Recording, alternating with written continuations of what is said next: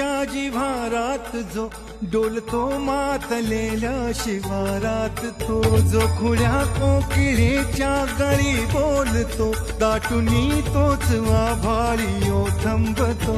नाचवी वीज जो त्या नभाच्या उरी, होई काठी कधी आंधळ्याच्या करी, घेऊनी लाट ये जो किनाऱ्यावारी, तोल सारा जगाचाही तो सावरी, राहतो धोमनी या जनी जीवनी, एका पाशाणी तो सांग मा बालका.